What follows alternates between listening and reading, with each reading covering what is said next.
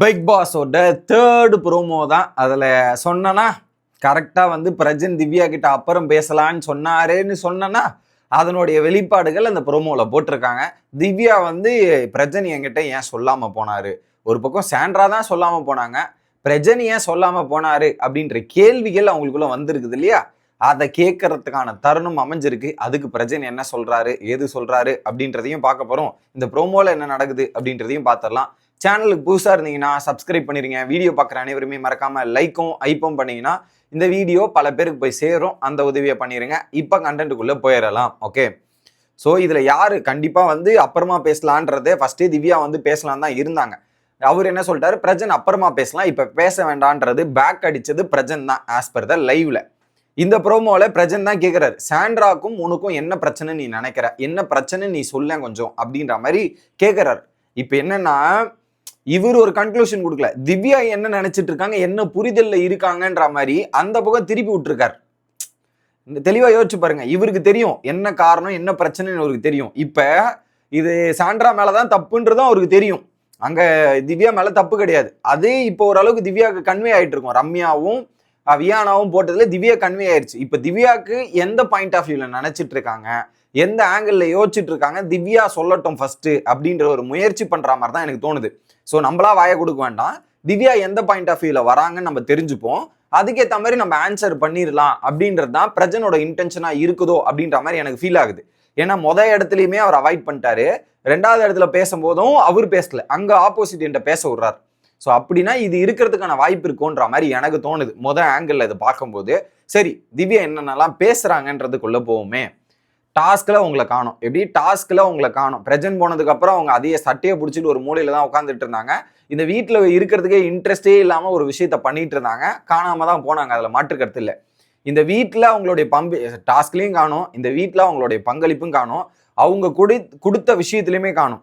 So எப்படி 3 விஷயத்துல காணாமா, டாஸ்க்ல காணும், அப்புறம் பார்த்தீங்கன்னா வீட்டோட பங்களிப்புல காணும், அவங்க ஒரு சில வார்த்தைகள் கொடுத்துருந்தாங்கல்ல அதுல கூட காணாம போயிட்டாங்க. ஓகே, அப்படின்றதே வச்சுப்போமே. ஆனா நான் என்ன பிளேஃபுல்லா இல்லை, ஸோ அது அவங்களோட பாயிண்ட் ஆஃப் வியூல நான் என்ன பிளேஃபுல்லா இல்லை சொல்லுங்க, நான் என்ன பிளே பண்ணல, நான் ஏன் பிளேஃபுல்லா இல்லைன்றதை அவங்க சொன்னாங்க, அதுக்கான காரணத்தை சொல்லணும் இல்லையா? அவங்க ஒரு ஸ்டேட்மெண்ட் வைக்கிறாங்கன்னா அது விளக்கணும்ல, நான் அப்படி என்ன பண்ணணும்னு எனக்கு தெரியணும், எந்த டாஸ்க்ல பிளே பண்ணல, எந்த டாஸ்க்ல இப்படி பண்ணலன்றதை சொல்லுங்க. அது எதுவுமே சொல்லலையே என்கிட்ட அப்படின்ற ஒரு கேள்வி வைக்கிறாங்க. முதல் கேள்வி. ரெண்டாவது, நான் என்ன ட்விஸ்ட் பண்ணேன், ஏதாவது நான் ட்விஸ்ட் பண்ண பேசினேன், மாத்தி பேசினேன் நீங்க சொல்றீங்கல்ல, அது மாத்திரி பேசினதுக்கான அடையாளமோ அதுக்கோட எக்ஸாம்பிளோ கொடுங்கன்ற மாதிரி கேட்கறாங்க. ஆக்சுவலா இது எல்லாத்தையும் வந்து கேட்க வேண்டிய ஆளு சாண்ட்ரா போயாச்சு. பட் சாண்ட்ராக்கு சார்பாக கோ கண்டஸ்டன்ஸ் ஆன இருந்த பிரச்சனை கேட்கலாம். சரி, நான் என்ன ட்விஸ்ட் பண்ண சொல்லுங்க அப்படின்னும் போது அவரும் ஓகே, கூட ஒரு பொண்ணு இருந்தா என்ன ட்விஸ்ட் பண்ண, கூட ஒரு பொண்ணு உங்க கூட க்ளோஸா இருந்தா, ஒரு பர்சனை ட்ரஸ்ட் பண்ணி தான், எப்படி கூட ஒரு பொண்ணு உங்க கூட க்ளோஸா இருந்தா அந்த நம்ம ஒருத்தரை ட்ரஸ்ட் பண்ணி இருப்போம். ஸோ நான் அவங்க கூட க்ளோஸாக இருந்தேன், ஐ மீன் அந்த ஃப்ரெண்ட்ஷிப்பு அண்ணன் பாண்டிங்கில் க்ளோஸாக இருந்தேன், ட்ரஸ்ட் பண்ணி இருந்தேன், ஐ மீன் அந்த ஒரு பாண்டிங்கில் தான் திவ்யா பார்த்தாங்க, இல்லை எந்த இடத்துலையுமே தப்பு சொல்ல முடியாது. ஓகே, அவங்க கிட்ட எந்த பிரச்சனைன்னு கன்ஃபர்ஸ் பண்ணலை, ஏன் பண்ணல, நான் அவ்வளோ க்ளோஸாக தானே இருக்கேன், ஜென்யூனாக தானே பழகிருக்கேன், ஒரு பக்கம் உங்க கிட்டயா இருக்கட்டும் சாண்ட்ரா கிட்டயா இருக்கட்டும் ஒரு அக்கா அண்ணன் மாதிரி தானே பழகிருக்கேன், அப்போ என்கிட்ட நீங்க சொல்லியிருக்கலாம், உங்களை ட்ரஸ்ட் பண்ணி பழகினேன், ஆனால் எந்த பிரச்சனையும் என்கிட்ட ஏன் கன்ஃபர்ஸ் பண்ண தோணலை, அப்படி நான் என்ன பண்ணிட்டேன் அப்படின்ற ஒரு கேள்வி நியாயமா தானே பண்ணுது. ஒரு ஐ மீன் க்ளோஸா இல்லைன்னா கூட யோசிக்கலாம், பேச முடியாதுப்பா அப்படின்ற மாதிரி. க்ளோஸா இருக்கவங்க கிட்ட நான் இப்படி நினைச்சேன் நீ என்னன்னு சொல்லு கேட்கறதுக்கு எவ்வளவு நேரம் பிடிக்கும், சிம்பிளான ஒரு கேள்வியே டப்புன்னு கேட்டுடலாம், அது கேட்கல. ஓகே, அதை தாண்டி எதுக்கு பேசாம போனாங்க, ஸோ எதுக்கு பேசாம போனாங்க அப்படின்ற கேள்வியும், என்ன ரீசன் அப்புறம் அவாய்ட் பண்ணாங்க அதுவும் எனக்கு தெரியல. ஸோ எது பேசாம போயிட்டாங்க, எதுக்கு நான் போய் பேச ட்ரை பண்ணாலும் என்ன அவாய்ட் பண்றாங்க என்னன்னு தெரியல. ஆனா திவ்யா பல வாட்டி முயற்சி எடுத்தாங்க, சாண்ட்ரா கிட்ட பேசுறதுக்கு திவ்யா 1-2 வாட்டி முயற்சி எடுக்கல, ஒரு 6-7 வாட்டியாவது முயற்சி எடுத்திருப்பாங்க திவ்யா ஆஸ் பர் தட் லைவ்ல நம்ம பார்த்த வரைக்குமே. காட்டப்படாத விஷுவல்ஸ் எத்தனைன்னு தெரியல, அத்தனை வாட்டி முயற்சி எடுத்துமே சாண்ட்ரா கண்டுக்கல, பிஹேவியர் அப்படிதான் இருந்தது.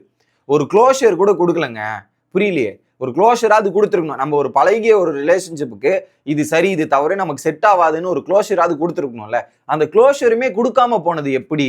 சட்டையை பிடிச்சி கேட்டிருக்கலாம்ல பண்ணியா இல்லையான்ட்டு, சட்டையை பிடிச்சி தைரியமா பண்ணியா இல்லையான்னு கேட்க வேண்டியதானே, அதுவும் கேட்கல. புரியல எனக்கு. ஸோ ஏன் அந்த சாண்ட்ராக்கு அது தோணாம போச்சு, எதனால சாண்ட்ராக்கு அப்படி தோணாம போச்சு அதை நீங்க சொல்லுங்க அப்படின்ற கேள்வி கேட்கறாங்க. ஸோ இந்த இடத்துல சாண்ட்ராவை டிஃபெண்ட் பண்ண முடியாது. அனைத்து தப்புகளுமே சாண்ட்ரா மேலே தான் இருக்கே தாண்டி திவ்யா மேலே இல்லை. ஏன்னா அவங்களுக்குள்ள இன்செக்யூரிட்டி, அவங்களுக்குள்ள இருந்த ஜெல்லசி, அந்த பொசிசிவ்னஸ் இருக்கு இல்லையா, அதனுடைய வெளிப்பாடாக தான் திவ்யாவை இப்படி ஒரு சந்தேக கண்ணோடு பார்க்க வச்சது. அதுக்கு ரெஸ்பான்சிபிள் சாண்ட்ரா தான் எடுத்துக்க முடியும். திவ்யா இடத்துல ஒரு பிளேமை போட முடியாது. ஸோ நம்ம ஒரு விஷயத்த வந்து இப்படி இருக்குன்னா அதை வந்து நம்ம கேட்கணும். கேட்காமையே தூக்கி நீங்க ஒன்று மைண்ட்ல நினைச்சிருக்கீங்கன்னா அதுதான் கன்ஃபர்மேஷன் கொடுக்க முடியாது. அப்படி கொடுத்தீங்கன்னா நீங்க எல்லார் மேலேயும் தப்பான விஷயம் தான் பண்ண முடியும். அப்படிதான் முக்கால்வாசி பண்ணியிருக்காங்க சாண்ட்ரா. சும்மா தெரியும் ஏதாவது ஒரு சண்டை போட்டா தூக்கி அவங்க மேல ஏதாவது ஒரு அலிகேஷன் வச்சுட்டு முடிச்சு விடுறது. இதுக்கு பிரச்சனை என்ன பதில் சொல்ல போறாரு, என்னென்னலாம் கேட்க போறாருன்றது பார்க்கணும். ஆனா திவ்யா கரெக்டா பாயிண்ட் டு பாயிண்ட் நரேட் பண்ணிட்டாங்க. இதுதான் இதுக்கு பதில் என்ன அப்படின்னு. பட் என்ன இன்ஃபர்மேஷன் திவ்யா அங்கிருந்து வாங்க ட்ரை பண்றாங்க. இப்ப செக் வந்து பிரஜன் திவ்யாவுக்கு வைக்கலான்னு ட்ரை பண்ணாரு. கடைசியில திவ்யா தான் பிரஜனுக்கு செக்மெண்ட் வச்சிருக்காங்கன்னு நினைக்கிறேன். பொறுத்திருந்து பார்ப்போம். Bye guys.